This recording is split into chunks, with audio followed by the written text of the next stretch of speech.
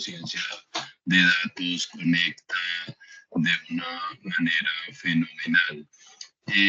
Igual pues anticiparles que esta semana igual el jueves tendremos una charla informativa de cara pues a ampliar más información acerca de la maestría.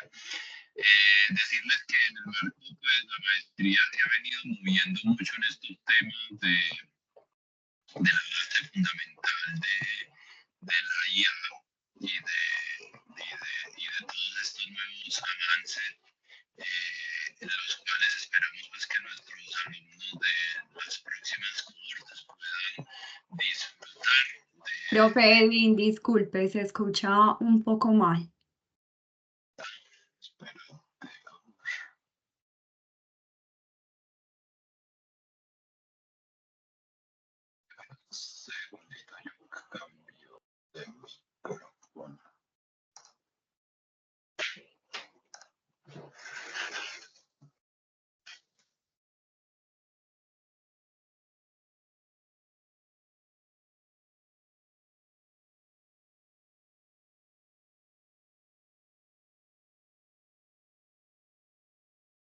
Bueno, ahí creo que sí me deben de escuchar mucho mejor, ¿cierto?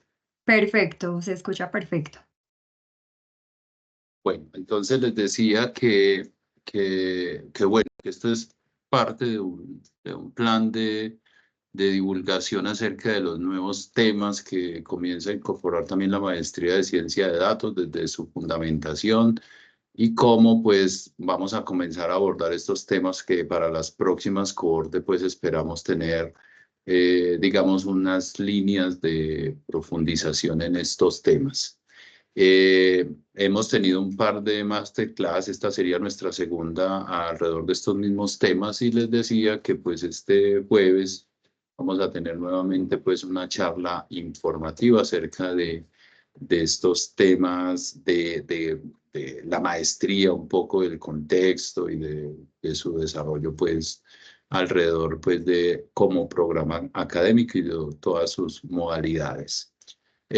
Juan David es colega de nosotros, participa pues activamente como profesor y de cursos muy importantes dentro de la maestría, entonces bastante conocedor también del proceso y pues nos acompañará hoy pues con esta importante charla, la cual esperamos pues que cause muchas buenas impresiones y pues motive a muchos a iniciar esta trayectoria, este camino profesional en el tema de ciencia de datos y sus correspondientes aplicaciones. Y sin más, pues, Juan David, pues bienvenido y bueno, esperamos una muy buena participación del público y pues supongo que al final te harán las preguntas y bueno, estaremos, Juan David, unos 50 minutos y unos 10 de preguntas para terminar. Adelante, Juan David. Muchas gracias, Edwin. Buenas tardes, bienvenidos. Pues ya les había mencionado esta masterclass en Ciencia de Datos e Inteligencia Artificial Generativa. ¿Me confirman, por favor, si me escuchan bien? Si debo acercarme un poco más. Súper bien. Muchas gracias. Y me confirmen también, por favor, si están viendo la pantalla con la presentación. Profe.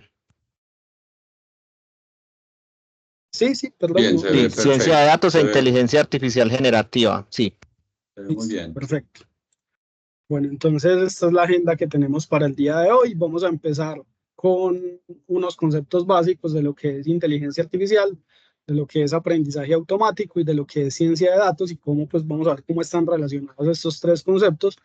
Después vamos a hablar de unos conceptos también básicos de qué es inteligencia artificial generativa y después vamos a hablar de dos cosas como lo que nos llama pues a esta masterclass. La primera es el impacto de la ciencia de datos o cómo la ciencia de datos ha ayudado al desarrollo de la inteligencia artificial generativa y también cómo la inteligencia artificial generativa pues ha ayudado al desarrollo. Pues según mi perspectiva hay una relación simbiótica entre estas dos áreas. Cuando avanza una, la otra también avanza. Bueno, entonces lo primero es mencionar que a pesar de que en muchos escenarios se utilizan de forma como indiscriminada la inteligencia artificial no es exactamente igual a lo que es Machine Learning y tampoco es exactamente igual a lo que es ciencia de datos, ¿cierto? Entonces, lo primero que vamos a tratar de hacer hoy es definir qué es inteligencia artificial, qué es aprendizaje automático o Machine Learning y qué es ciencia de datos. Hace poco me enteré que la traducción como aprobada por la Real Academia de la Lengua es aprendizaje automático. Todavía se me cruza decir aprendizaje de máquina, pero no es correcto. Entonces, si en algún momento lo digo, me disculpan, como que no he podido interiorizar esta traducción de aprendizaje automático. Bueno, entonces vamos a empezar con estas definiciones. Lo primero es, ¿qué es inteligencia artificial? Entonces resulta que casi que de la mano del desarrollo de los primeros computadores, muchas personas se dieron como a la tarea de pensar cómo le podíamos transmitir a estas máquinas, ¿cierto? Capacidades que pues en ese momento se pensaba que necesitaban inteligencia humana para ser desarrolladas, ¿cierto? Entonces básicamente la definición de inteligencia artificial es cómo nosotros hacemos que los computadores resuelvan tareas utilizando o resuelvan tareas que requieren inteligencia humana para ser resueltas, como por ejemplo, no sé, razonar para resolver un problema o interactuar con el medio, con imágenes o con imágenes como nosotros lo hacemos o interactuar con personas a través del lenguaje como nosotros lo hacemos, ¿cierto? De hecho, las dos áreas principales de la inteligencia artificial o las que más han ayudado al desarrollo de la inteligencia artificial son justamente estas. Una que se conoce como visión por computador, que es el área de la inteligencia artificial, que trata de hacer que las máquinas interpreten imágenes como nosotros lo hacemos, y la otra que es el procesamiento del lenguaje natural, que lo que trata de hacer es que las máquinas interactúen con el lenguaje, ya sea escrito o hablado, de la forma en la que nosotros lo hacemos. ¿Cierto? Entonces, de nuevo, inteligencia artificial es la forma en la que nosotros hacemos que las máquinas resuelvan tareas que requieren de alguna forma inteligencia humana para ser resueltas. Les voy a pedir que me disculpen un segundito, que estaba ubicado en el balcón del apartamento y empezó a llover y me estoy mojando. Qué pena con ustedes. Yo me muevo. Tranquilo, profe.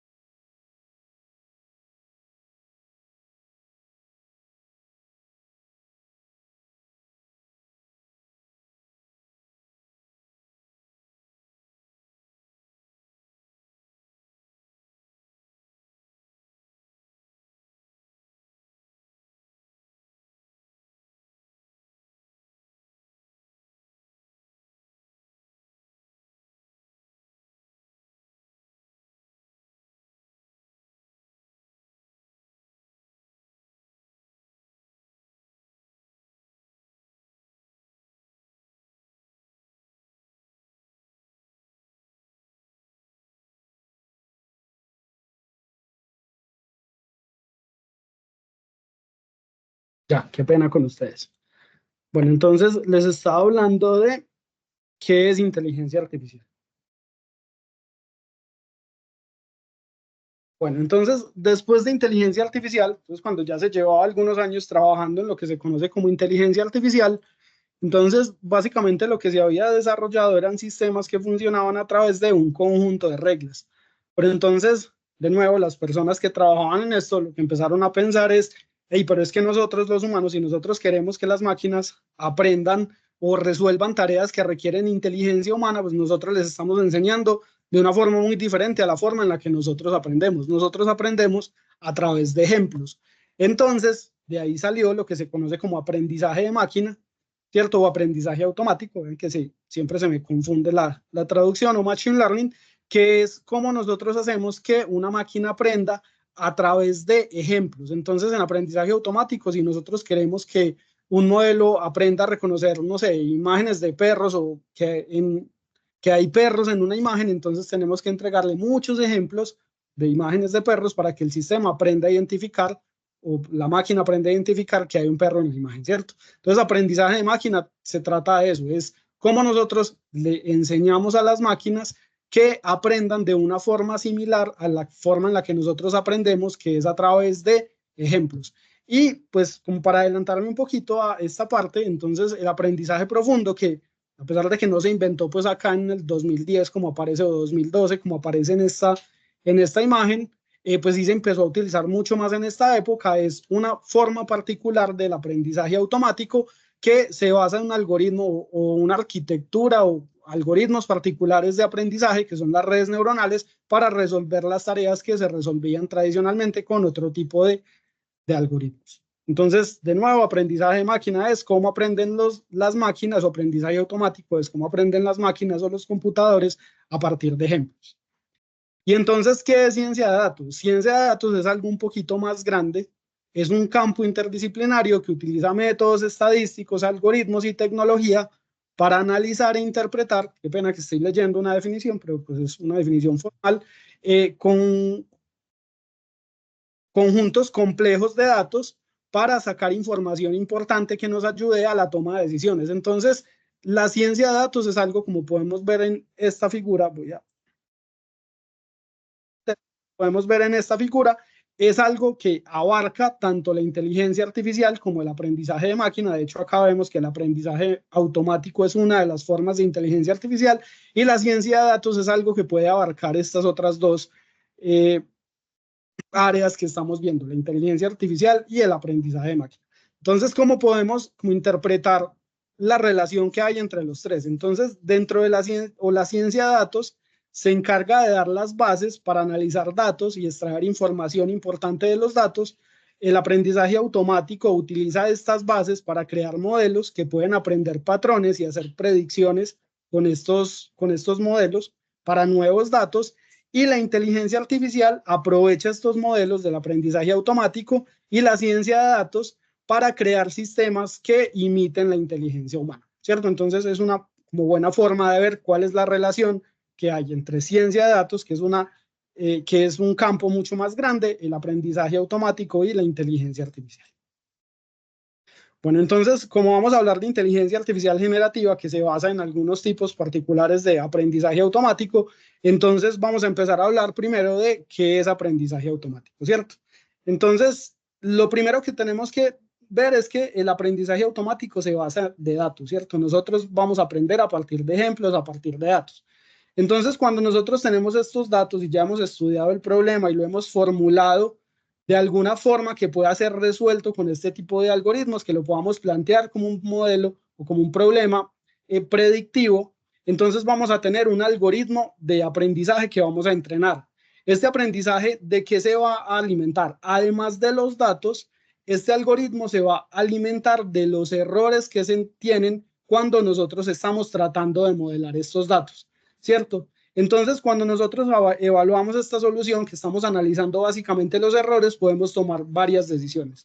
La primera decisión es, si el modelo no es lo suficientemente bueno, ¿cierto?, para representar los datos que nosotros tenemos acá a la entrada, entonces lo que tenemos que hacer es, de nuevo, iterar en este algoritmo para tratar de reducir estos errores que nosotros tenemos, ¿cierto?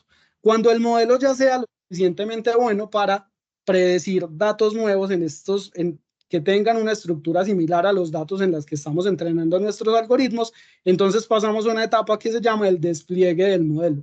El despliegue del modelo, entonces, ¿de qué se encarga? Cuando llega un dato nuevo, ¿cierto? El modelo desplegado lo que va a hacer es generar una predicción para ese dato nuevo. Esto lo vamos a entender un poquito mejor cuando veamos los tipos de aprendizaje. Pero básicamente tenemos datos, el modelo se alimenta de los datos y de los errores, y vamos a tomar estas decisiones, si seguir entrenando el modelo o desplegar el modelo. Entonces, cuando hablamos de tipos de aprendizaje automático, por lo general nos vamos a encontrar con tres tipos de aprendizaje. Uno que se conoce como aprendizaje supervisado, otro que se conoce como aprendizaje no supervisado, y finalmente uno que se conoce como aprendizaje por refuerzo. Ya vamos a ver las particularidades de cada uno de estos tipos de aprendizaje, aunque por acá en el medio sale algo nuevo que se conoce como aprendizaje semisupervisado. Entonces, en el aprendizaje supervisado, y de hecho, antes de hablar de aprendizaje supervisado, tenemos que ver qué necesitamos nosotros para poder plantear un problema como un problema que pueda resolverse utilizando algoritmos de aprendizaje automático, independientemente de qué tipo de aprendizaje. Entonces, lo primero son unas instancias u observaciones o muestras, ¿cierto? Que van a ser los ejemplos que nosotros vamos a utilizar de un fenómeno particular de estudio. Entonces, por ejemplo, en este sistema va a ser un sistema de clasificación, que es uno de los tipos de aprendizaje supervisado. Nuestras instancias o observaciones van a ser correos, ¿cierto? Pero además de esto, como es aprendizaje supervisado, nosotros de estos correos necesitamos información adicional. Entonces, ¿qué vamos a necesitar? Unos atributos que se van a convertir en unas características que van a ser unos valores numéricos, ¿cierto? Que nos van a representar cada uno de estos correos. Y adicionalmente, en aprendizaje supervisado vamos a tener una variable objetivo, que es lo que nosotros vamos a tratar de modelar. Cómo a partir de estas características creamos un modelo matemático que nos mapee ese conjunto de características en la variable objetivo, que es la que nosotros queremos representar. Entonces, en este caso, ¿cuál va a ser nuestra variable objetivo? Como estamos, esto es un sistema que va a tratar de decirnos cuándo un correo es spam o no es spam. Entonces, nosotros vamos a necesitar muchos ejemplos de correos y de cada uno de estos que va a tener unas características.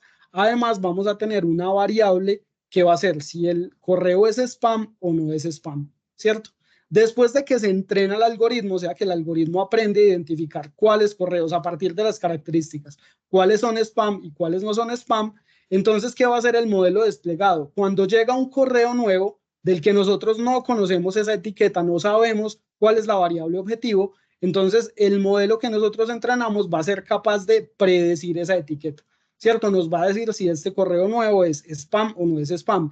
Entonces, cuando nosotros veíamos en la diapositiva anterior que el sistema también se alimenta de los errores, ¿qué quiere decir? Que en estos datos de entrenamiento, ¿cierto? Yo puedo, como yo tengo los datos y tengo la etiqueta, el modelo, cuando yo, digamos, paso las características de esta muestra por el modelo y el modelo me dice no es spam, pero yo sé que sí es spam, ahí hay un error. Entonces, lo que hace el modelo en la parte de entrenamiento es tratar de reducir ese error. ¿Listo? En aprendizaje supervisado, entonces hay dos tipos de problemas. Hay problemas de clasificación, que es lo que les acabo de mencionar, cuando la variable objetivo es una variable categórica o es una clase de algo, en este caso sería spam o no spam, y tenemos problemas de regresión cuando nuestra variable objetivo no es una clase, sino que es un valor. Entonces, un ejemplo muy utilizado en Machine Learning cuando uno está aprendiendo es tratar de predecir el valor de una casa, por ejemplo, basado en la cantidad de metros cuadrados que tiene la casa. Entonces, en este eje X tendríamos la cantidad de metros cuadrados, en el eje Y es el valor que vamos a predecir, que sería el precio de la casa, y tendríamos que generar un modelo que nos ayude a relacionar esos metros cuadrados con el valor. Cuando llega un dato, entonces, ¿qué sería? Entonces, nos llega esta nueva muestra con un número de metros cuadrados que nosotros no teníamos en los datos de entrenamiento, y lo que va a hacer el modelo es darnos o predecir el valor de esa casa. Entonces, eso es aprendizaje supervisado. De nuevo, tenemos unas muestras que están representadas por unas características. Además, tenemos una variable objetiva a la que queremos llegar. Hablamos de aprendizaje no supervisado, entonces, por lo general, hablamos de 3 tareas. La primera tarea es la que se conoce como clustering o agrupamiento. Entonces, en este caso, nosotros también vamos a tener unas muestras. En este caso, podemos decir que son unos clientes de algunos clientes de una empresa, ¿cierto? Pero no tenemos esa etiqueta o esa variable a la que nosotros queremos llegar. Solo tenemos identificadas algunas características de estos clientes. ¿Cuál es el objetivo del agrupamiento? Que basado en esas características nosotros podamos decir, vea, todos estos clientes que tenemos acá se parecen de alguna forma, generan un grupo que se da de forma natural en los datos, ¿cierto? Pero nosotros no sabemos en este caso si ese grupo es, no sé, los que compran mucho, los que compran poco, no sabemos, solo sabemos que se parecen entre ellos. Lo mismo estos, lo mismo estos, lo mismo estos. Entonces, la tarea principal del agrupamiento es generar grupos, como su nombre lo indica, que se generen de forma natural en los datos. Hay otra tarea de aprendizaje no supervisado, que es lo que se conoce como reducción de dimensión. La reducción de dimensión, ¿qué es? Digamos, acá tenemos unas etiquetas, tenemos unas, sí, pues acá no hablamos de etiquetas, pero sabemos que tenemos un conjunto de imágenes que pertenecen a diferentes categorías, digamos gato, automóvil, solo que nosotros no estamos utilizando estas categorías para resolver el problema. Entonces, ¿en qué se trata o de qué se trata el problema de dimensión de reducción? Tenemos, por ejemplo, las imágenes en crudo, tenemos las características de cada una de estas imágenes que podemos imaginarnos que son cada uno de los valores de los píxeles de la imagen.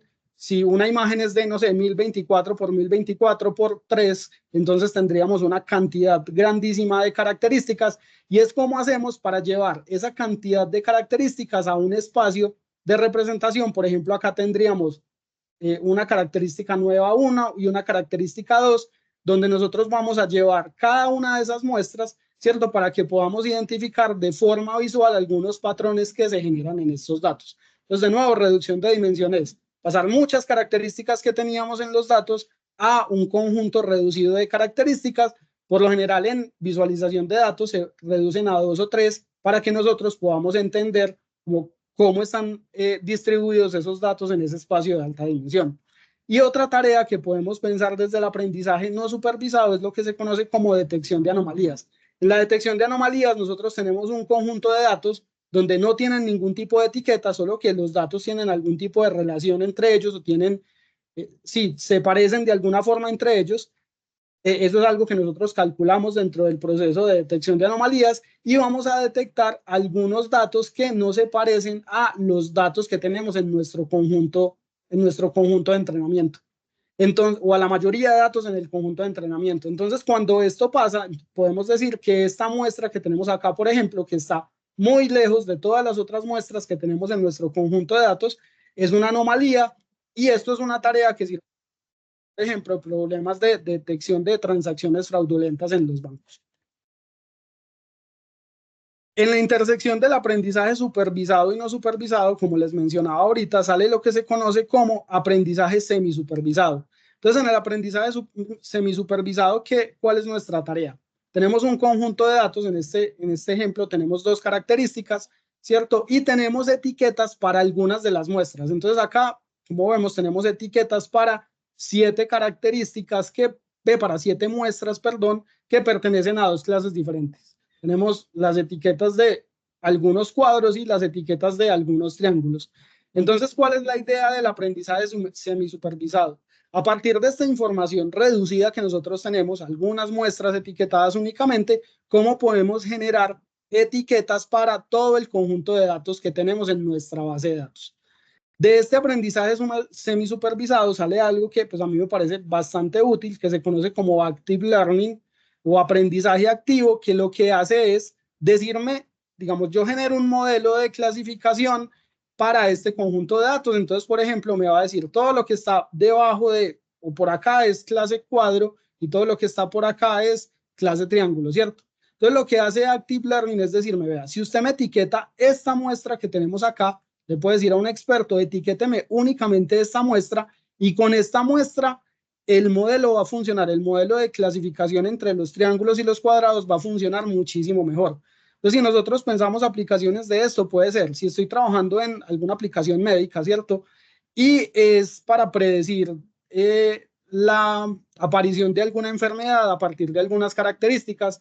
Yo tengo muchos datos, por lo general ese tipo de datos es muy difícil de etiquetar, entonces podría decirle a un médico experto, vea, por favor, ayúdeme a etiquetar. No se tiene que sentar a etiquetar 1.000.000 de datos usted, sino que ayúdeme a etiquetar algunos de estos. Estos son los más importantes, ¿cierto? No como generar una muestra aleatoria, sino decirle cuáles son las muestras que pueden hacer que un modelo predictivo funcione muchísimo mejor.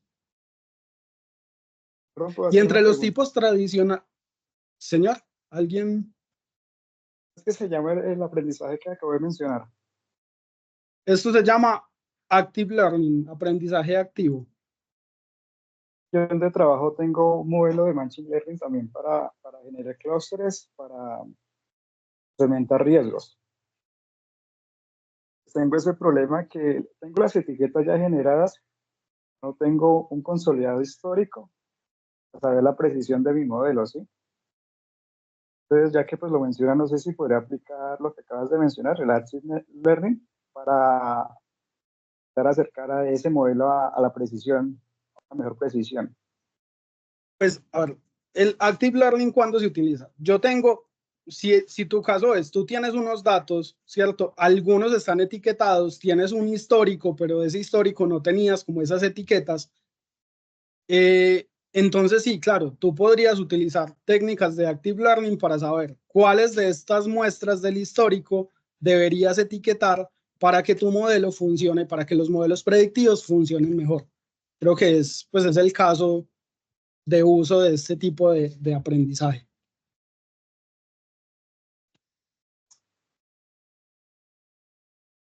Si quieres, no sé si ahorita al final o en un rato en estos días me cuentas bien cuál es el problema y definimos si en verdad este es el tipo de aprendizaje adecuado para el problema que estás tratando de resolver. Listo, gracias, muy amable. Bueno, y entre los tipos de aprendizaje convencionales, entonces se tiene lo que se conoce como aprendizaje por refuerzo. En el aprendizaje por refuerzo tenemos algo que va a ser un agente, ¿cierto? Un agente es algo que va a interactuar con un ambiente, ¿cierto? Y entonces el agente toma observaciones del ambiente y dependiendo de las acciones que tome, va a recibir una recompensa de ese ambiente y además cuando el agente toma una acción, ¿cierto? Entonces el ambiente va a cambiar de estado. Pues acá tenemos un ejemplo sencillito de lo que es Reinforcement Learning. Tenemos un agente, ¿cierto? Que puede tomar en este caso dos decisiones, ir hacia el fuego o ir hacia el agua, ¿cierto? Entonces, pues yo creo que para todos es obvio que lo mejor que puede hacer el agente es primero ir hacia el agua y después ir hacia el fuego para apagarlo, pero el agente toma la decisión de ir hacia el fuego. Entonces, en este caso, la recompensa va a ser de menos 50 puntos porque tomó la decisión equivocada, ¿cierto? Entonces, eso de cómo toma la decisión el agente se llama la política del agente y entonces en este tipo de aprendizaje lo que hace la gente es aprender cuál es esa política que va a hacer que tome las mejores decisiones dependiendo del estado en el que se encuentre el ambiente con el que está interactuando. Bueno, resulta que hasta hace algunos años, pues todos estos problemas, independientemente de si era aprendizaje supervisado o no supervisado por refuerzo, se resolvían con algoritmos como convencionales, basados en árboles o, no sé, con máquinas de soporte vectorial, pero desde hace algunos años, particularmente desde el 2012, se empezó a trabajar con redes neuronales y redes neuronales profundas en lo que se conoce como Deep Learning, ¿cierto? Entonces vamos a tratar de entender cómo funciona esto y cuál es la diferencia con los algoritmos convencionales de Machine Learning. Entonces, si vemos en esta figura, podemos entender que Deep Learning es simplemente, bueno, simplemente entre comillas, un área o una parte de lo que se conoce como aprendizaje automático, porque las reglas son básicamente las mismas. Vamos a aprender a partir de ejemplos, solo que estas redes tienen la capacidad de aprender de unos volúmenes de datos muchísimo más grandes de lo que se hacía o de los datos con los que se trabajaban en los algoritmos convencionales. La principal diferencia es que, por ejemplo, en los algoritmos de Machine Learning, si recibían como datos de entrada una imagen, entonces a una persona, a un ingeniero de características, le tocaba sentarse y decidir qué podían medir en esa imagen para que el modelo funcionara bien. Entonces, gran parte del trabajo de las personas que trabajaban en Machine Learning era sentarse y definir qué características iban a calcular, por ejemplo, de las imágenes con las que se estaba trabajando. Entonces después, cuando se empezó a trabajar en este tipo de redes neuronales profundas que tienen muchas capas y diferentes arquitecturas y muchos parámetros, se dieron cuenta que en este tipo de redes neuronales hay una parte de la red neuronal que se encarga de calcular características y hay otra parte de la red neuronal que se encarga de resolver el problema de clasificación o de regresión o de agrupamiento, el que fuera, ¿cierto? Entonces, la principal diferencia es que acá ya recibimos los datos crudos, dependiendo pues también del tipo de datos, se necesita que los datos tengan algún tipo de estructura, como imágenes o como audio o como videos. Pero en este tipo de datos, las redes neuronales son muy buenas para encontrar ellos mismos características que le ayuden a resolver los problemas de clasificación o regresión. Entonces, la principal diferencia es esa, que ya no tiene que estar una persona sentada calculando características, sino que los modelos de forma como autónoma son capaces de definir cuáles son las características que mejor o que más les sirven para resolver un problema. Segundo.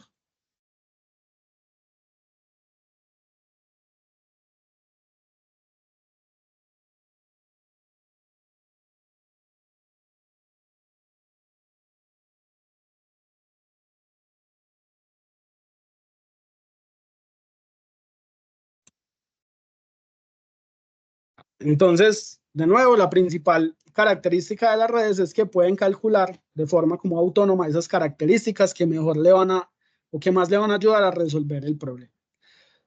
Entonces, con el auge de las redes neuronales viene lo que se conoce como inteligencia artificial, aunque esto es algo que se trataba de hacer desde hace mucho tiempo, pero pues con el auge de las redes neuronales y con los manejos de grandes volúmenes de datos para entrenar estos modelos, es que surge lo que se conoce como inteligencia artificial generativa. Entonces, la inteligencia artificial generativa, por lo menos contemporánea, es un como subconjunto de la inteligencia artificial y del aprendizaje profundo, que tiene como objetivo crear nuevos datos o nuevo contenido que es similar a los datos con los que fue entrenado el modelo. Entonces, por ejemplo, los modelos de ChatGPT son modelos de inteligencia artificial generativa que fueron entrenados a partir de grandes conjuntos de texto y por eso, como fueron entrenados en texto, son capaces de generar nuevo texto. Hay muchos modelos de inteligencia artificial generativa, por ejemplo, hay otros modelos como DALL-E, que recibe como datos de entrada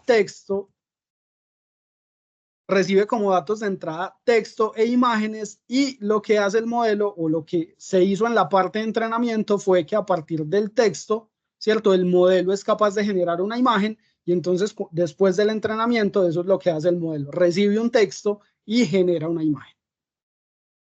Entonces, la diferencia principal entre la inteligencia artificial generativa y los modelos discriminativos, como por ejemplo modelos de clasificación o regresión, es que los modelos discriminativos reciben como datos de entrada, por ejemplo, imágenes de perros, imágenes de gatos, ¿cierto? Y el modelo de red neuronal lo que hace es, o aprende a predecir cuando en una imagen hay un perro o hay un gato. De forma que cuando se despliega el modelo y llega una imagen nueva, entonces en este caso lo que va a decir el modelo es, hey, en esta imagen hay un perro.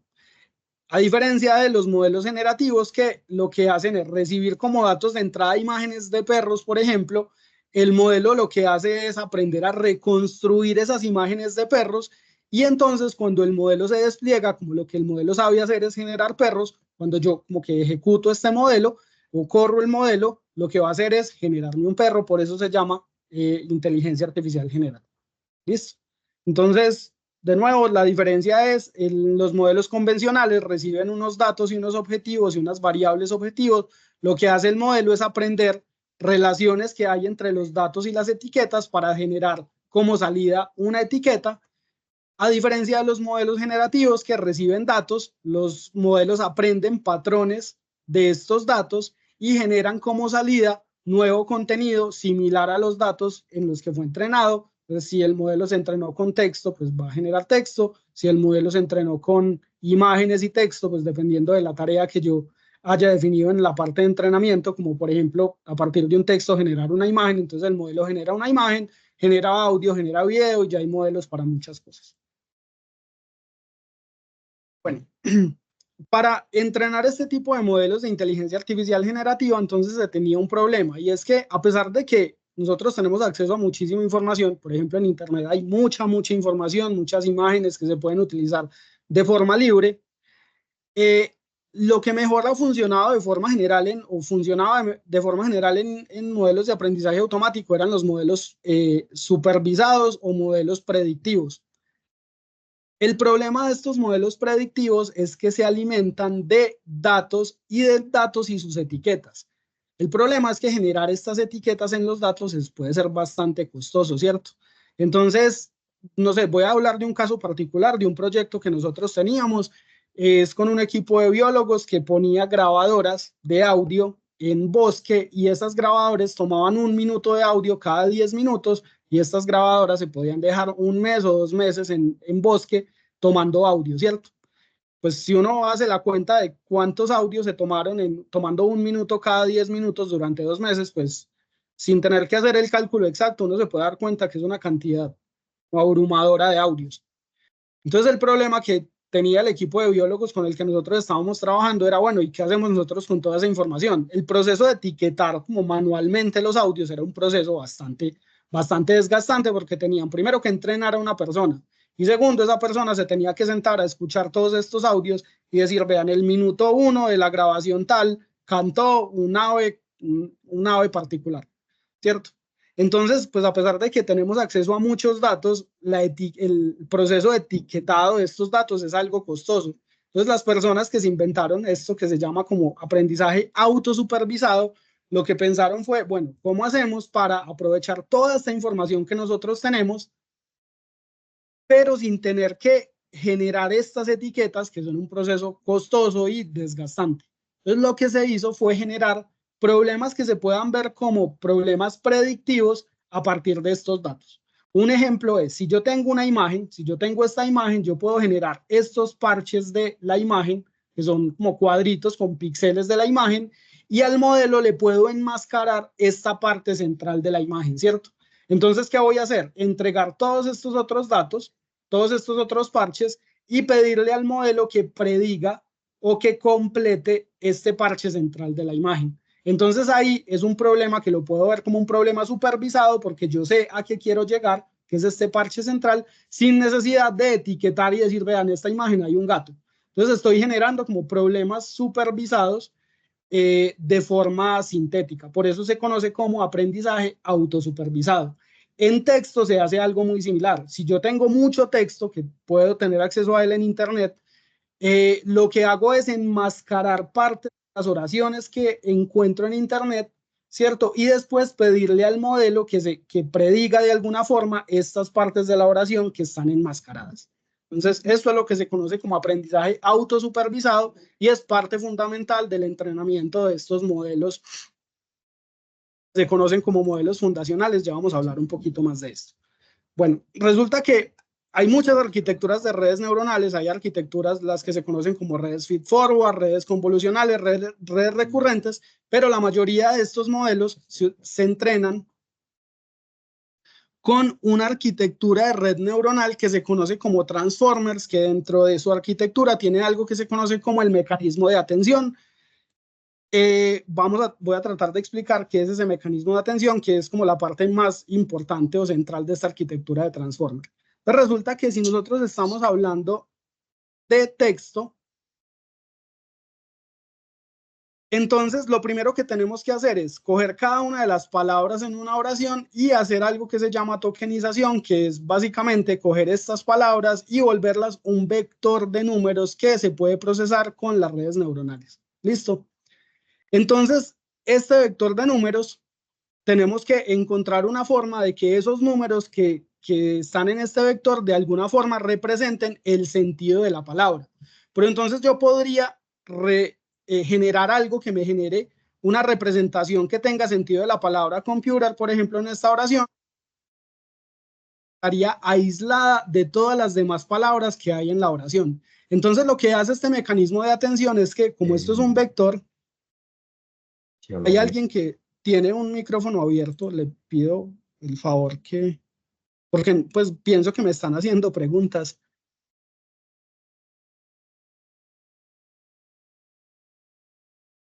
Bueno, entonces, lo que hace este mecanismo de atención es que el vector numérico que me representa esta palabra computer va a ser una combinación lineal de todos los otros vectores de palabras que hay en la oración, de forma que la palabra cobra sentido no únicamente como la palabra solita, sino la palabra dentro del contexto de la oración. De forma que es muy posible o puede pasar que este computer no sea exactamente el mismo vector que me representa este computer, porque puede que dentro del contexto de la oración tengan significados que puedan ser parecidos, pero no exactamente el mismo. Entonces, básicamente, el mecanismo de atención lo que hace eso es darle representación a algo dentro de la oración, o si estoy trabajando con imágenes, a uno de esos parches de imágenes, pero en el contexto de la oración o en el contexto de la imagen en la que estoy trabajando. Esa es como la parte fundamental de los modelos de redes neuronales que se utilizan para entrenar o para lo que se conoce como modelos fundacionales de cualquier tipo de datos con los que estemos trabajando.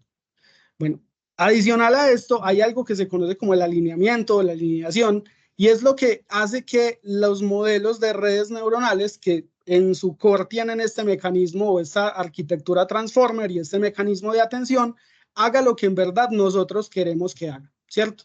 Entonces, un ejemplo muy utilizado en esto es que si yo a un modelo que entrené únicamente en datos que hay en Internet para que complete oraciones, si yo le pregunto cuál es la capital de Francia, seguramente lo que él va a decir va a completar la oración siguiendo con otra pregunta como cuál es la capital de Alemania o algo así por el estilo.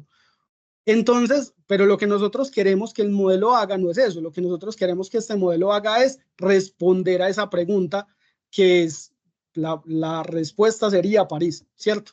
Entonces, en la parte de alineación que nosotros hacemos es, después de que el modelo se conoce como preentrenar, después de que el modelo fue preentrenado en un volumen muy alto de datos, ¿cierto? Entonces tenemos otro subconjunto de datos en los que vamos a tratar de que el modelo haga lo que en verdad nosotros queremos que haga.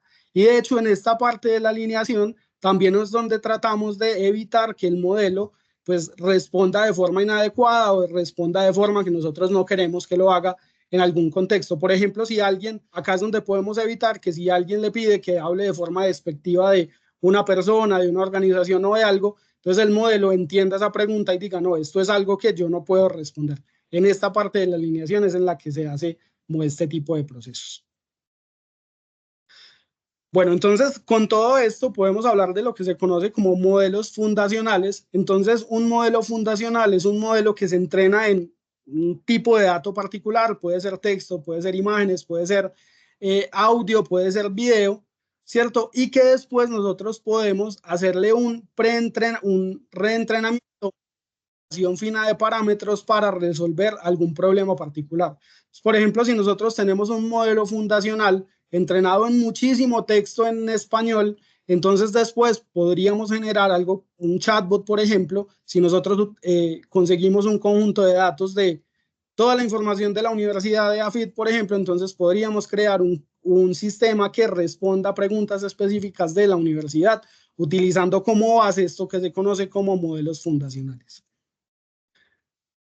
Y también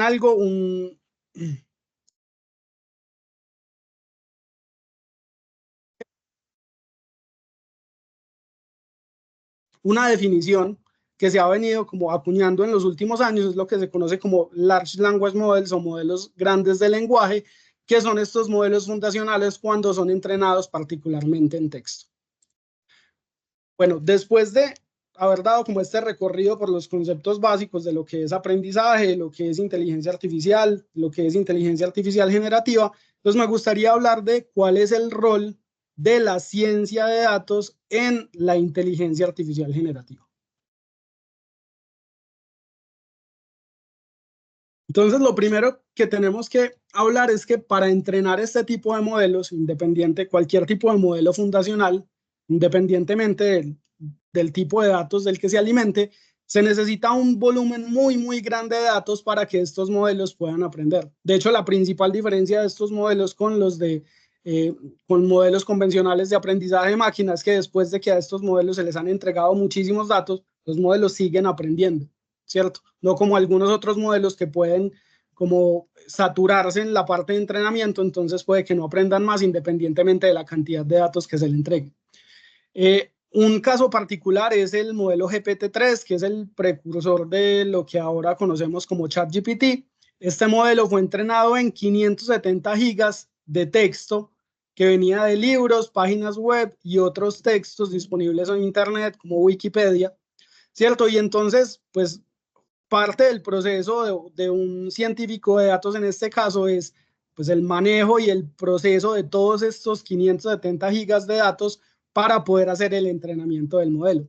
Que además de esto, pues tenemos que asegurar que estos datos pues en verdad tengan información valiosa, porque podemos tener 570 gigas de datos, pero pues si esos datos en verdad no representan información con la que un modelo se pueda entrenar, pues el modelo no va a aprender. Hay una frase como cliché en Machine Learning que es que si uno a un modelo lo alimenta con basura, pues el modelo va a predecir basura, ¿cierto?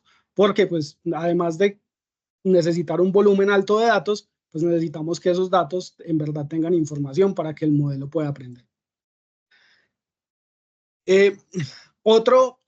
Otra parte o otro ítem donde el trabajo de la ciencia de datos es muy, muy importante es en la mitigación de los sesgos que pueda haber en los modelos. Entonces, los modelos pueden tener diferentes sesgos, ¿cierto? El principal sesgo es por los datos con los que se entrena el modelo. Entonces, no podemos olvidar que estos modelos de inteligencia artificial generativa aprenden patrones que hay en unos datos de entrenamiento. Entonces, si hay algo que no está en los datos de entrenamiento, el modelo no va a ser capaz de replicarlo cuando nosotros lo estemos utilizando o cuando se despliegue el modelo. Hay un caso particular, pues hay muchos casos de sesgos en modelos de Machine Learning. Hay uno particular en algo que se llama un modelo de generación de imágenes que se llama Midjourney, y entonces el modelo tenía como dos tipos de sesgo, un sesgo de género y un sesgo de raza. Entonces cuando le pedían como, no sé, imágenes de gerentes de empresas o cosas así por el estilo, cargos que pueden estar como muy bien vistos por la sociedad, él por lo general sacaba imágenes de hombres blancos. Y cuando, no sé, se hablaba de otro tipo de labores, como, no sé, labores domésticas o auxiliares en algo, entonces el modelo siempre sacaba imágenes de mujeres. Entonces ahí había un sesgo claro, un sesgo en que el modelo solo, como en estos casos de éxito, generaba imágenes de hombres blancos. Y lo mismo, sesgo de raza, porque nunca, por lo general, estas personas eran personas blancas, nunca como un latino o un asiático o algo así por el estilo, eran generados por este tipo de modelos. Entonces, ¿cómo se puede mitigar esto? Lo primero es desde los datos con los que se está entrenando el modelo. De nuevo, si no hay datos de algo en particular en el conjunto de entrenamiento, pues cuando el modelo esté desplegado no se va a poder replicar. Y lo otro es, pues si yo sé que tengo grupos que no están bien representados en los datos de entrenamiento, pues puedo generar formas desde los algoritmos para que estos datos minoritarios pues sean como más tenidos en cuenta en la parte de entrenamiento de los modelos. Algo adicional que se puede utilizar para mitigar estos sesgos que hay en los modelos de aprendizaje es lo que se conoce como inteligencia artificial explicable, donde por lo general se trata como de abrir esto que se conoce generalmente de los modelos de Machine Learning, que son modelos de caja negra, y se trata de explicar qué tuvo en cuenta el algoritmo para tomar decisiones.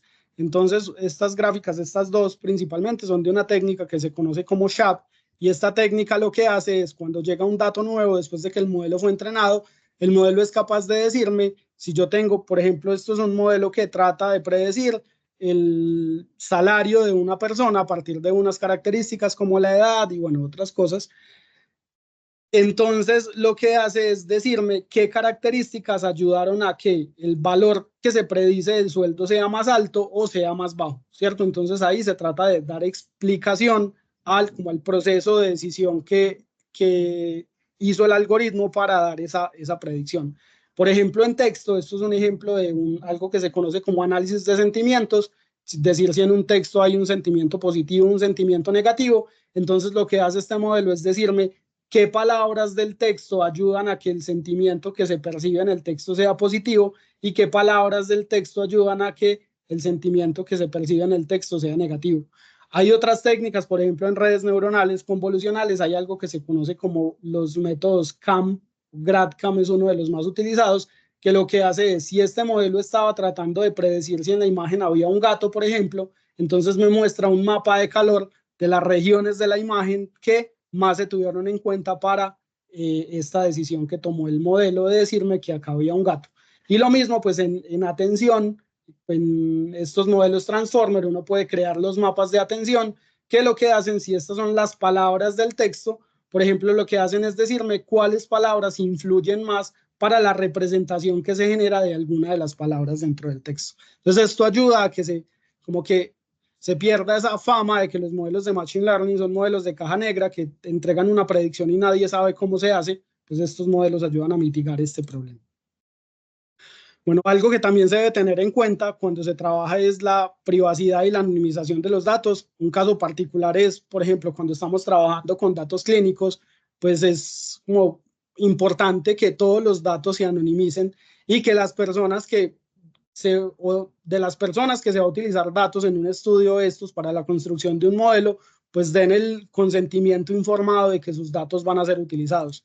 De acá sale un tipo de aprendizaje que se llama como aprendizaje federado, que lo que hace es, por ejemplo, si estamos trabajando con datos sensibles de personas en unos hospitales y el hospital por alguna razón no quiere compartir esos datos, entonces vamos a tener algo que se conoce como un servidor federado, donde cada una de los hospitales en este caso va a hacer un entrenamiento parcial del modelo con los datos que no quiere compartir, y lo que va a compartir en este servidor es el modelo entrenado.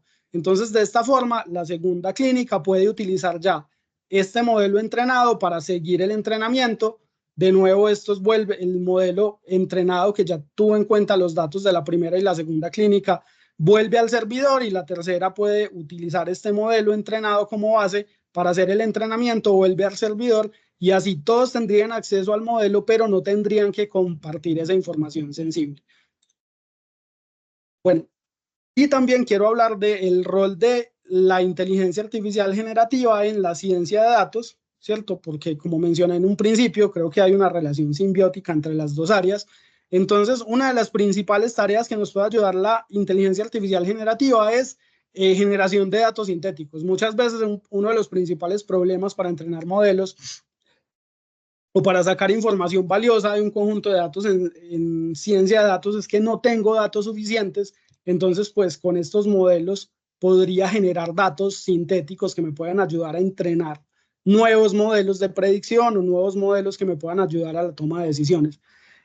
Entonces, casos particulares, ya hay modelos de lenguaje, estos modelos fundacionales de lenguaje que han sido entrenados únicamente con datos sintéticos, y pues en todos los escenarios de prueba de estos modelos de lenguaje funcionan bastante bien. Y hay otro sistema que nos ayuda esto ayuda a simular escenarios reales que pueden ser utilizados para entrenar sistemas de pilotos automáticos en autos. Otra tarea en la que nos está ayudando bastante, por lo menos a mí, es la inteligencia artificial generativa en pipelines de ciencia de datos, es la asistencia de código, ¿cierto? Entonces ahora mucho del código que yo utilizo, por ejemplo, dentro de los pipelines de procesamiento de datos y de creación de modelos, son generados por sistemas de inteligencia artificial generativa como ChatGPT o el copiloto del GitHub Copilot, ¿cierto? Entonces ahí también entra como qué tanto puedo confiar yo en estos modelos, qué tanto creo ciegamente en lo que me está entregando el modelo, ¿cierto? Creo que ahí ya es responsabilidad de nosotros, pues de alguna forma validar que lo que está haciendo el modelo de inteligencia artificial generativa sí es lo que yo estoy pidiendo. Hay un caso particular que me parece muy, muy bacano que se llama Pandas AI, que es una librería de Python en la que yo puedo entregar un data frame de pandas y en lenguaje natural interactuar con los datos con los que estoy trabajando. Por ejemplo, pedirle que me ayude a hacer preprocesamiento, que me ayude a generar gráficas que me pueden ayudar a entender estos conjuntos de datos. Bueno, esto era todo lo que tenía para contarles el día de hoy. Muchas gracias por su atención y estoy atento a las preguntas que tengan.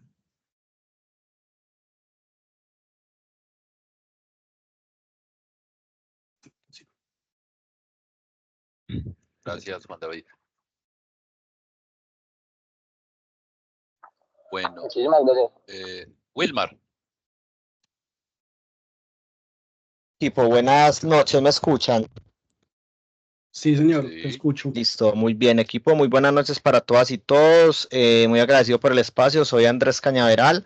Actualmente trabajo en el área de arquitectura de la data para una multinacional de consumo masivo.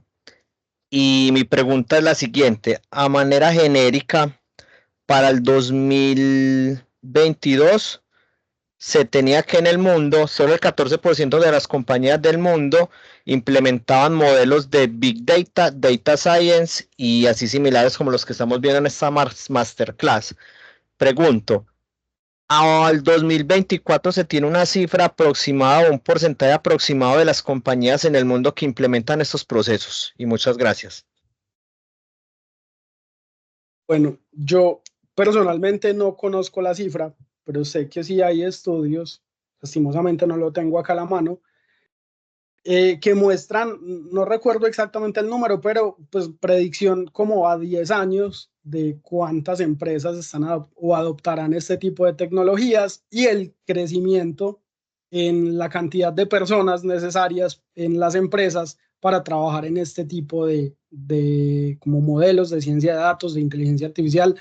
De hecho, pues algo que sí es como de común conocimiento es que los ingenieros de Machine Learning, ingenieros de datos, pues es una de las profesiones con mayor crecimiento, no solo acá en Colombia, sino en el mundo. Entonces yo creo que pues la cifra exacta para 2024, además porque apenas estamos en mayo de 2024, es difícil tener, pero lo que sí, por lo menos desde las predicciones, se sabe es que pues cada vez más empresas en el mundo van a tratar de implementar estas tecnologías para ayudarles a la toma de decisiones para mejorar como el rendimiento de las empresas.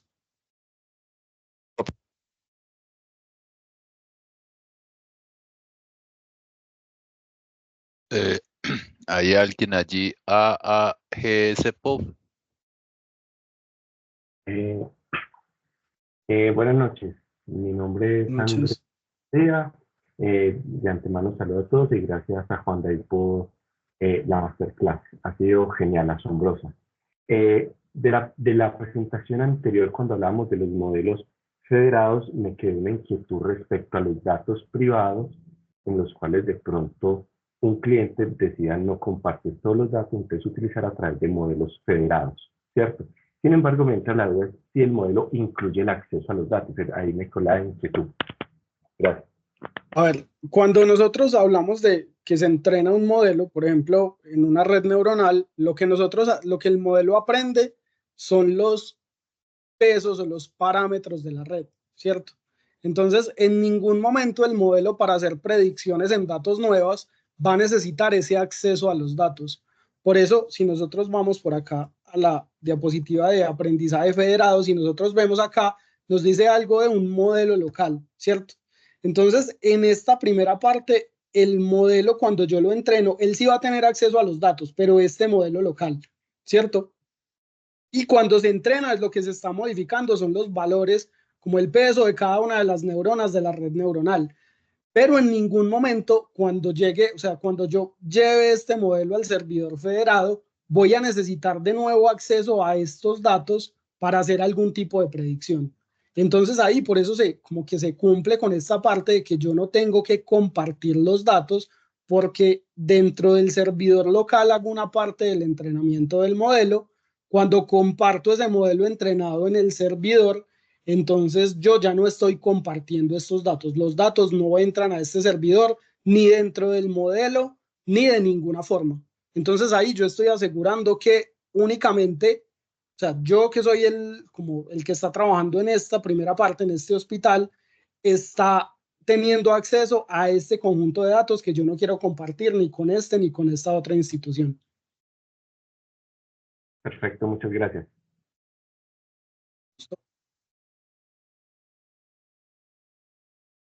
No veo como más manos levantadas o no veo más. En el chat hay unas preguntas. A Ok, ver, en el chat. bastante. No. A ver, ajá, sí, aquí hay, a ver. problema La grande primera es- que dice tiene material en la maestría para desarrollar habilidades en temas de inferencia causal. Parte de las necesidades de la organización en la actualidad están enfocadas en medir el impacto en el tema de inferencia causal. Sí.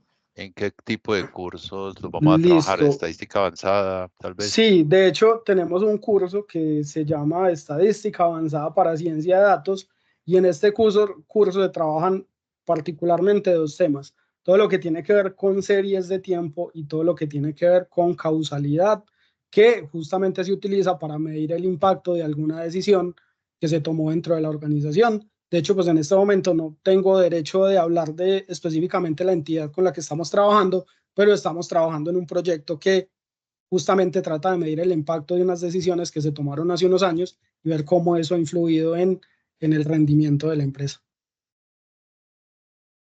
Ok.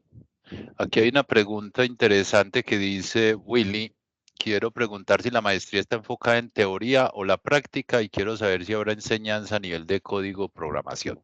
Es una pregunta muy interesante porque una de las características más importantes de esta maestría es que tiene una fundamentación muy sólida en matemáticas, estadísticas y computación. Eso es lo primero.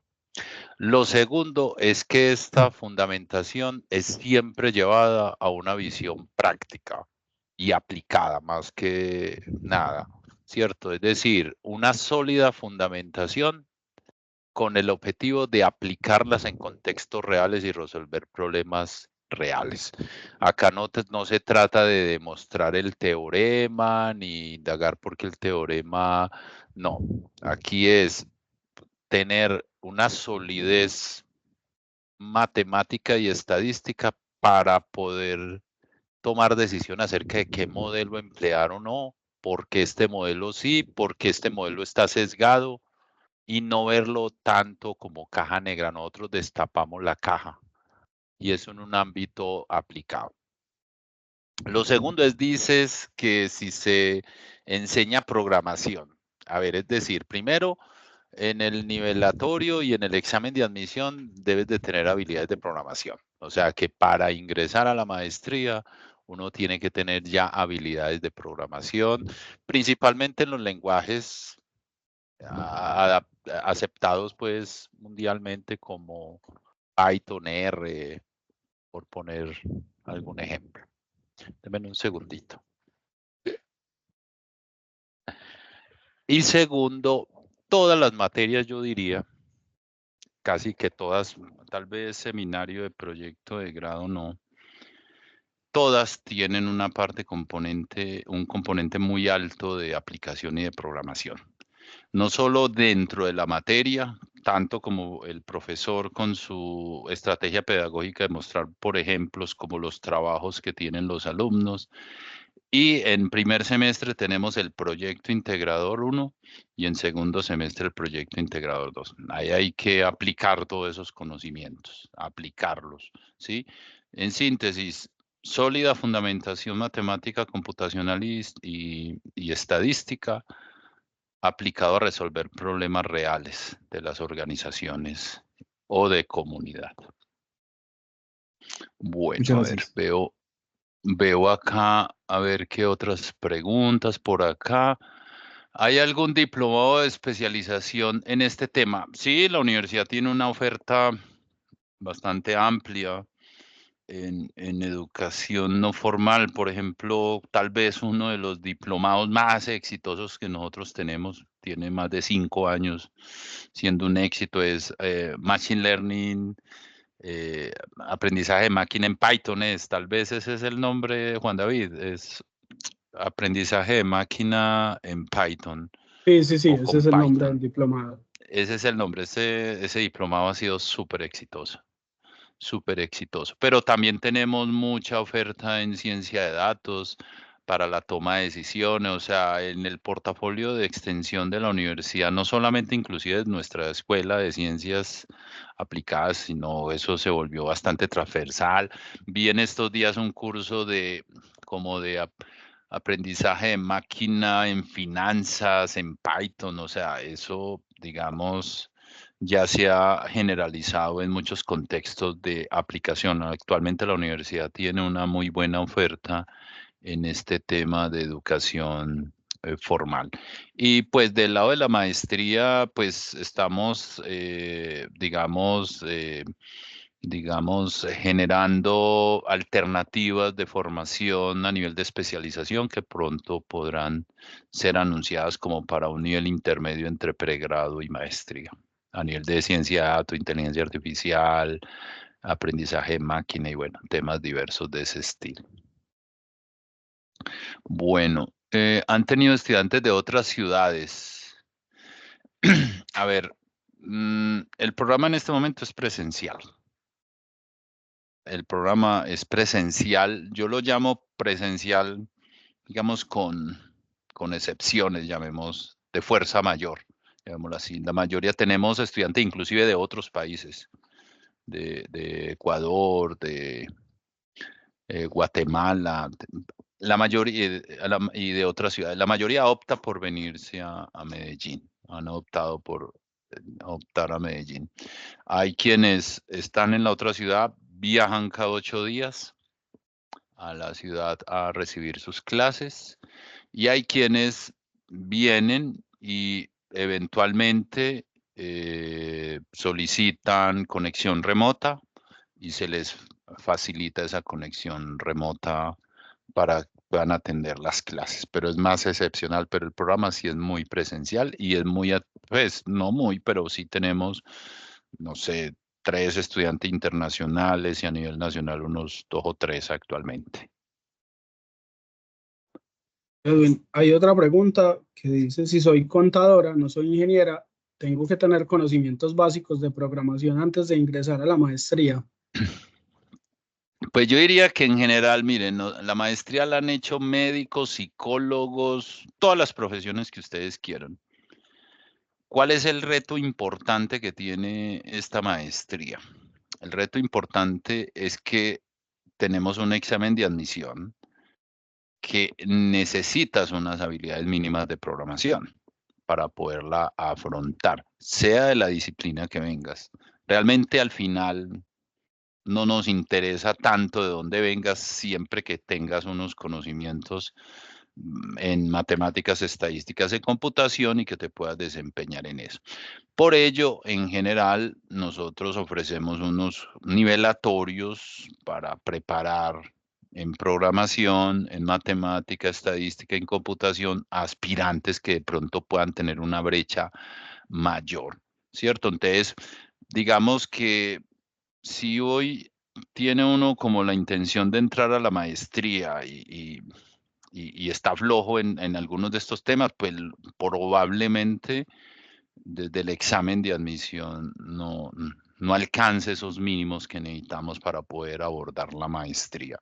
Eso nos garantiza pues que tenemos un nivel uniforme de entrada con unos mínimos en estadística, matemáticas y computación. Entonces, pues, o motivarla a tomar nivelatorios o motivarlas a tomar cursos en Coursera, Udemy, que hay muchos en estas áreas de básicas y de fundamentos en Python para ciencia de datos, matemáticas para ciencia de datos o estadística para ciencia de datos, que son los insumos que necesitamos para ingresar a la maestría. ¿Cómo se puede uno inscribir a los nivelatorios y qué consta el examen de admisión que abarca? Bueno, el examen de los nivelatorios son un curso que se programa semestralmente y sale dentro de la oferta y nosotros lo ponemos en la información de la maestría. O sea, cuando tú entras a la información de la maestría, dice nivelatorio, tal fecha, semestre a semestre. Siempre sale explícitamente allí eso. ¿Y de qué consta el examen de admisión? Primero tenemos unos ejemplos en la página que también pueden descargar y poder ver como el nivel de complejidad o de sencillez, si queremos llamarlo así, del programa, pues del examen. En general, pues ahí me ayuda un poco cómo hemos retomado como en la última revisión, Juan David, que tú estuviste a cargo de estos temas mínimos, así si uno quisiera hablar globalmente, qué es lo que estamos esperando a la entrada del programa. Pues, a ver, se espera que se tengan conocimientos básicos de, por lo menos, cómo cargar un conjunto de datos en Python o en R, ¿cierto? Y también pues, se espera que se tengan conocimientos básicos en matemáticas, como qué es una función, qué es una derivada, pues que son cosas básicas en ciencia de datos. Y en estadística, pues como qué es una media, qué es una distribución de probabilidad, cuáles son los momentos, qué es la varianza, este tipo de cosas, ¿cierto? Pues que es justamente lo que se está tratando de cubrir en el examen, en el nivelatorio que se hace para el ingreso a la maestría. A la maestría, sí. Yo tengo un par de Bueno, no sé. preguntas. Sí, adelante. Buenas noches. La primera es en cuestión de Deep Learning. La maestría, ¿hasta qué nivel abarca los temas de Deep Learning como tal? Y la segunda si dentro de la maestría hay algún componente de computación en la nube. Y si la hay, en qué nube o en cuáles nubes se lleva a cabo esto? Juan David, contestaba la primera y yo contesto la segunda. Listo, perfecto. Entonces, a ver, en Deep Learning, entonces pues está toda la parte base, ¿cierto? De entender qué es una red neuronal, cuáles son las arquitecturas, qué es backpropagation, ¿cierto? Pues entender bien, porque como lo mencionó Edwin en un principio, nuestra idea es como abrir esa caja negra. No es solo como, vea, esto es una red convolucional y así se programa, es entender bien como cuál es qué es la convolución, cómo se utiliza, cómo se calculan las derivadas de los parámetros, bueno, todo esto que tiene que ver en el entrenamiento de los modelos. También se abarcan diferentes frameworks para implementar este tipo de redes neuronales. Uno puede pensar en que vemos algo en Keras, vemos algo de PyTorch, vemos cómo trabajar con estos modelos en Hugging Face, que ahora es pues, una de las librerías más utilizadas para, por ejemplo, Transformers. Y también se trata de abarcar un poco más pues las dos áreas fundamentales que son visión por computador y procesamiento del lenguaje natural, ¿cierto? Entonces, pues se habla de aplicaciones específicas de visión por computador, aplicaciones específicas de procesamiento del lenguaje natural. Ok, bueno, nosotros, a ver, con este tema del boom de la inteligencia artificial y todas estas cosas, complemento un poco la respuesta de Juan David. La maestría tiene unas materias selectivas en profundización y nosotros vamos a tener una oferta de materias que dan continuidad porque realmente, digamos, es muy básico, digamos, el conocimiento que damos en el tema de Deep Learning específicamente. Entonces, dado eso, abrimos una oferta de 2, posiblemente a 3 cursos que siguen en la línea de Deep Learning la idea es tener un curso en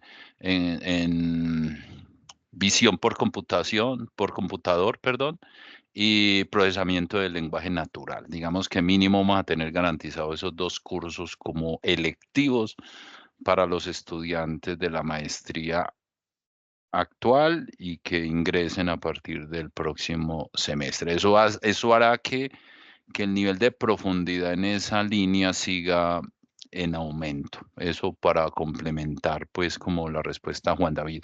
Lo que Juan David mencionaba es lo que mínimo garantizamos que todos los estudiantes de la maestría tengan como conocimiento fundacional. Eso es importante. Bueno, lo segundo en cuanto a la tecnología o computación en nube. Primero mencioné ya el tema de la programación, es inherente, ¿cierto? Y casi que en cada semestre, digamos que en el primer semestre tenemos un curso de ingeniería de datos o de almacenamiento y recuperación de información. De hecho, ese es el que yo dicto. Yo dicto ese curso, ¿sí?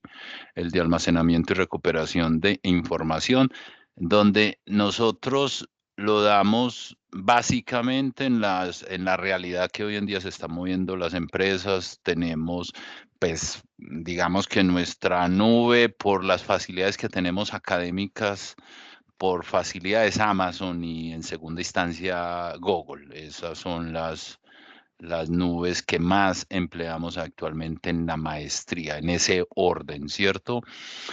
Azure, ahora esperamos que con el convenio que se abrió de la universidad en el tema del centro de IA, los alumnos y muchas otras esferas puedan empezarse a beneficiar pues de ese convenio del centro pues de IA que está montando EAFIT. Pero a nivel de maestría, hoy, digamos, concretamente trabajamos con AWS Academy y GCP, y ahí tienen todos los escenarios que puede tener en representatividad cualquier sector organizacional o empresarial. Bueno, ¿qué otras preguntas hay por acá? Sí, ¿ibas a decir algo? ¿Aló? No, pero agradecerte la respuesta. Ok. Listo, bueno, aquí yo creo que ya vamos a ir dando pie. Muchas de estas que son más del tema de mío como coordinador que de Juan David, pues los invitamos a que puedan participar el jueves próximo en una charla informativa que voy a dictar yo, donde nuevamente pues hablaremos más un poco del currículo y de opciones y de electivas y de todas estas cosas. Y pues si hoy nos quedamos cortos, pues los invito a que puedan participar el jueves. El costo del examen de admisión es la tarifa estándar de la universidad, no sé, creo que está en 300.000 y algo, es el costo de la inscripción realmente, y eso nos da acceso pues al examen de admisión. Pues es una inscripción que la universidad cobra en general a todos los posgrados y pues allí se tiene acceso a eso. No sé si Jessica nos confirma el valor exacto o allí de pronto en el link que nos comparte Jessica. Sí, profe, discúlpeme, Está. ahí les acabo de escribir en el chat, el costo de la inscripción es de 324.200, la inscripción la hacen a través de la página de la universidad. De todos modos, ustedes tienen todo el acompañamiento de Valentina Castañeda Jaramillo, que es la ejecutiva que acompaña al profe en el programa. Yo les dejé los datos de ella en el chat, ella los va a acompañar en todo el proceso de ingreso. Y de todos modos, mañana ella les estará compartiendo el enlace de esta grabación para que ustedes queden con los datos de ella y también pues tengan acceso a toda la información que aquí se dictó y para que también tengan la información de la charla informativa que tendremos próximamente y se puedan conectar. Sí, bueno, otra cosa que iba a mencionar es que el nivel, nosotros tenemos un nivelatorio y si uno hace ese nivelatorio, tiene la inscripción al programa. O sea, digamos que nosotros ofrecemos el nivelatorio, lo ven y ya eso les da derecho a la inscripción al programa, y al examen y a toda la inscripción. Entonces es también otro incentivo más para hacer el nivelatorio. Bueno, yo creo que podemos ir concluyendo acá. Muchas gracias a todos. Juan David, muchas gracias. Jessica y a todos los participantes abiertos a dudas con Valentina, conmigo. Hoy pues estar al tanto de las próximas actividades que vamos a tener. Sé que para algunos de pronto junio es muy rápido y por eso, pues dado la experiencia de los semestres anteriores, vamos a tener un segundo examen de admisión la primera semana de julio. Eso les dará eventualmente más tiempo para prepararse o para tomar la decisión de ingresar a la maestría. Y si ya consideran que tienen digamos, la seguridad y la decisión, pues pueden, digamos, en semana y media, el 1 de junio, tendríamos pues el examen de admisión y es un hito muy importante para la maestría, poder, digamos, finalizar ese primer proceso allí. Es muy demandada, vamos a tener entre unos 45 más o menos estudiantes que van a estar para el 1 de junio y bueno, y siempre resultan otro grupito importante en el segundo ciclo. Muchas gracias a todos y bueno, nos vemos en la próxima charla informativa y estar muy pendiente. Muchas gracias de mi parte y bueno, a todos una cordial noche. Muchas Gracias, feliz gracias. noche, hasta luego. Muchas gracias Hasta a todos luego. por aceptar esta invitación. Una feliz noche para todos. Gracias, profe Edwin y profe Juan David. Gracias.